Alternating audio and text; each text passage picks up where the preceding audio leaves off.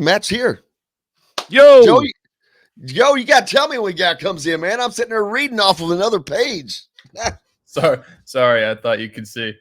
Well, I can normally, but I'm reading. Sorry about that. Matt Taylor's here with us.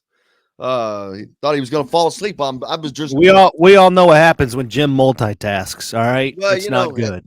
2 screens, baby. 2 screens. One set of eyes. How are you doing, brother? I'm well. How are you? I'm just doing fine. Looking outside at this Chamber of Commerce weather. Wishing I was outside playing golf, to be honest with you. Yeah, it's been nice. It's not been too hot. It's been around 80 degrees, sunny every day up here for Colts Mini Camp earlier this week. So you take this every day. Hopefully this weather translates to training camp in late July. Knock on wood. I doubt that it will. I think it's going to be pretty smoking hot in a couple months, but we'll take it while we get it. And yeah, it's been fun. You can do just about anything in this weather. Absolutely. How's mini camp going? I know. First of all, we got to talk about, which there's only so much you can talk about that but Darius Leonard, obviously that's going to a little setback. It's not a loss, but it's a setback. It's at least he'll be, they're expecting him back by training camp or the start of the season. So that's better than the alternative. Right. Yeah. Hoping to get some more clarity on that today, actually. Today's the final day of mini camp.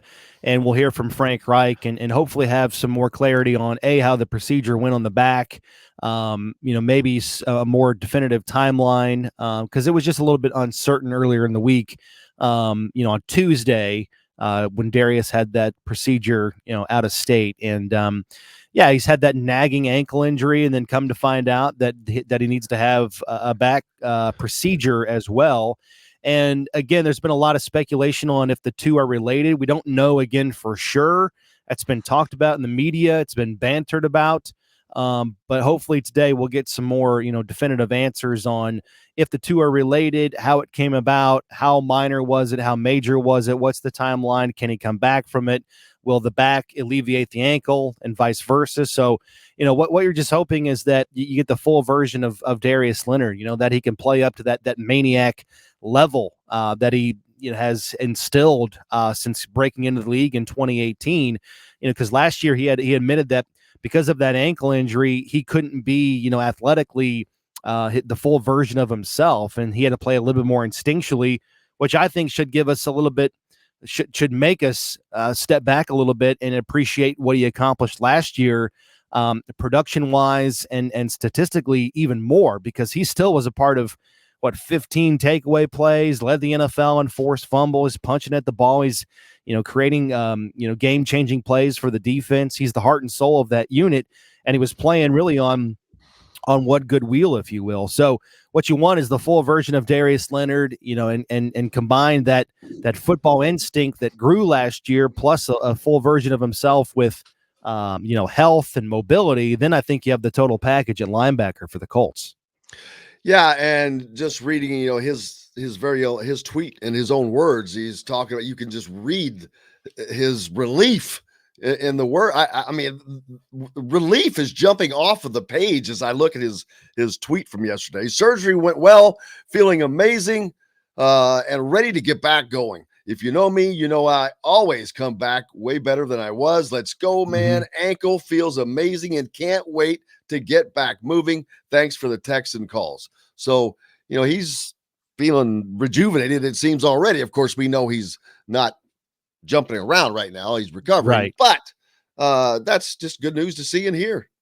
Oh, absolutely. Yeah. So he's hopefully, and I think that's what Colts fans want to see, because I think they're a little bit, that they've been in dark places as fans in terms of major injuries to I've been premium in some dark players. places, man. I've been in some dark places. So it's good to actually, hear from the player himself in regards to, how well things are going. And then, we'll get on to the path to recovery, and, hopefully it doesn't prohibit too much of him missing training camp. We'll see. But at the end of the day, Darius Leonard needs to prove nothing to anybody. Or I should say prove anything to anybody in terms of preseason play. And, you'd like to have him out there. There's no question about it in the preseason, because it's a new defense. It's a Gus Bradley defense that he's still learning and trying to get down, schematically. but we all know the type of player that he is. So let's get him healthy for, live bullets in September and get him out there week 1 in Houston, because that's really, at the end of the day, all that matters.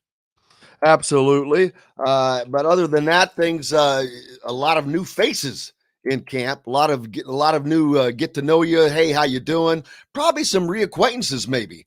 Are there any guys that are getting reacquainted? Yeah, you've got, well, the first thing is just you have the acclimation of Matt Ryan. And it's just, if you're out there watching practice, I can't stress enough just how precise he is on throws, how accurate he is. And it just backs up what we've seen throughout his entire career. Going into this season, he's tied for 9th all time in NFL history in terms of accuracy at 65.5%. And he's turned in many a season better than that, at least number-wise statistically. So it's really up there in terms of, what we saw a couple years ago with Phillip Rivers in terms of accuracy. There's throws that remind you of Peyton Manning, to be honest with you. And that's so consistent. That's one of the bigger takeaways every day offensively when he's out there. And, guys getting acclimated as well. You've got some of the free agents that have come in. Brandon Faison at corner has made a lot of plays.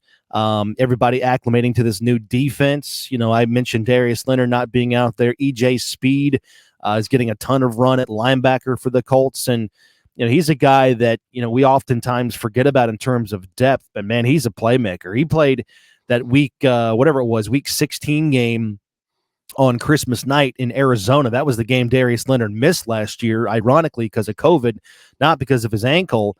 And EJ Speed stepped in on sort of a last minute duty and had 9 tackles and was flying around, had a pass defense, played 100% of the snaps. So it's guys like that are taking even bigger jumps in the offseason workout program this year.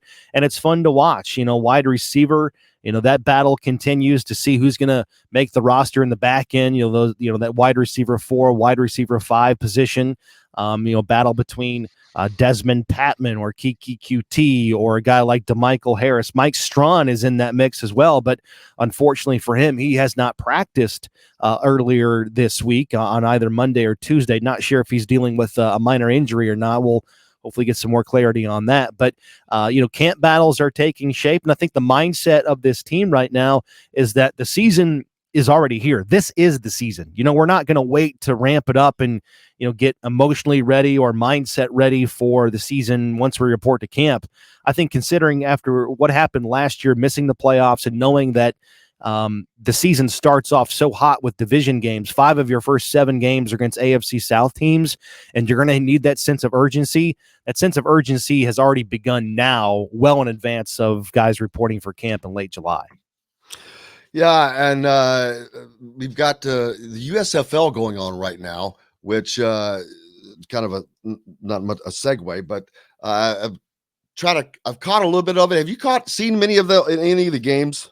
I have not. No, I haven't seen a minute of it, to be honest with you. It's just sort of it's tough. It's tough to budget football in, to my schedule this time of year in terms of getting out and about, enjoying summer, and getting ready for the upcoming season.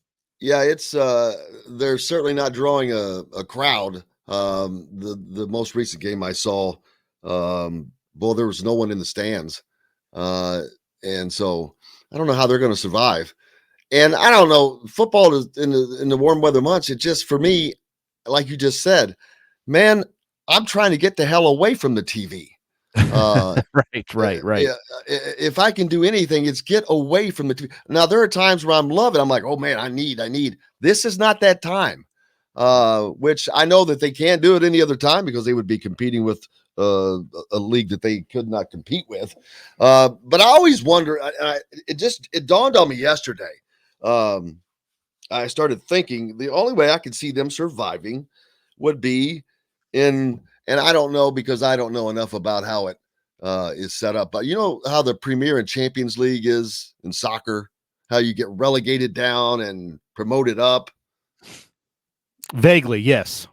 It'd be like the NFL is, the Premier League, and then USFL would be like the Champions League, which is the one you get relegated down to. That would be kind of cool because if you could have a couple teams that would every few years fight for seriously fight to get into the NFL and get roll back out. I mean, when the who's a perennial bad team in the NFL. They don't really do they even have them anymore? Everybody comes around, don't they? Yeah, I mean that's the beauty of the NFL. I think every year since 1990, there's been at least one division winner that went from worst to first.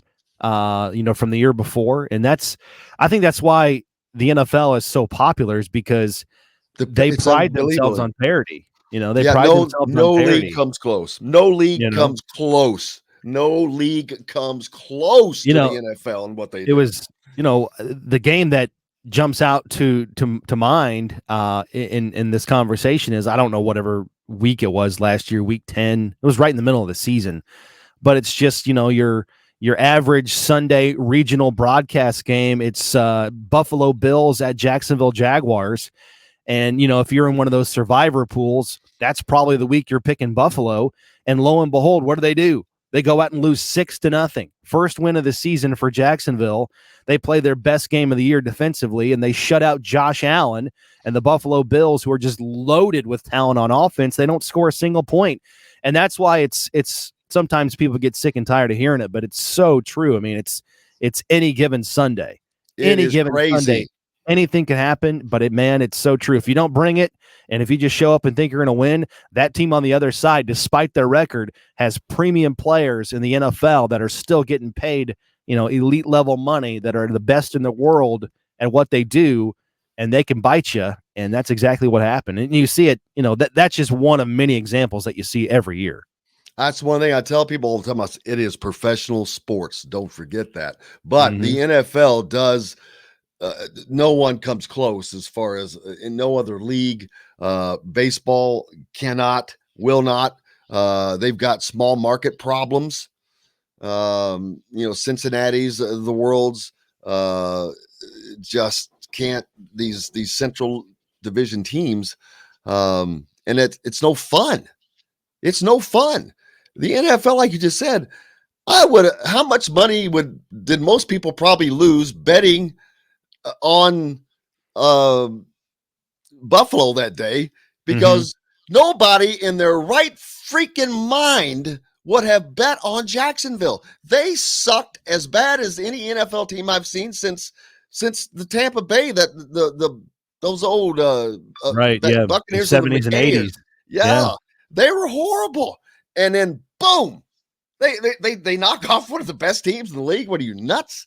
It is. There's the NFL is hot, just heads above anybody in regards to that, and that's why the NFL is America's sport. They have done a masterful job of crafting, managing, maintaining their brand.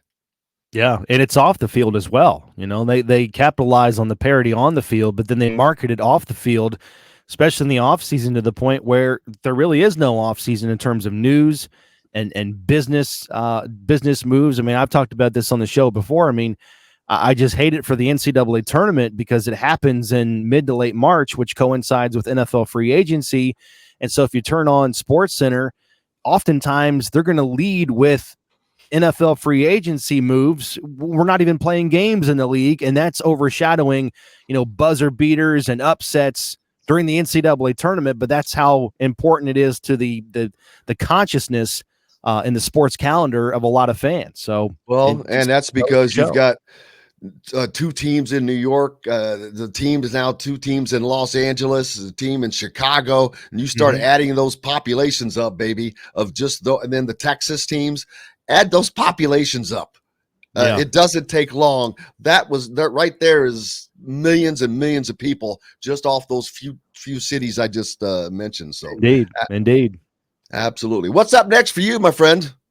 Mini camp's over today, and then the rookies will stay around next week to get more concentrated work and focus with the coaching staff, and then really after that, it's summer break. It's like I've said before, it's really upcoming, the only true dead time in the NFL calendar, and thankfully it's not very long. It's only about a month, and then guys will report to camp later on, in July, and then it's full bore, full steam ahead with training camp and preseason, and then we do it all over again 17 Sundays. So trying to enjoy, some time off between now and the end of July, and just get ready mentally and, compartmentalize, get ready for the grind. It'll be here before you know it. Absolutely. Looking forward to it, brother. Appreciate you so much. I hope you have a great weekend. How are the kids, by the way? Kids are great, man. Yeah, they're enjoying the summer. We're doing the pool. We're doing the lake. We're doing trips. It's been the all-American kid summer so far. It's been great. Well, when you get down to the golf club at Eagle Point, make sure you hit me up. You got it. Yeah, I'll holler at you. Thank you, brother. Matt Taylor, the voice of the Indianapolis Colts, joining us here on Indiana Sports Beat Radio. We are back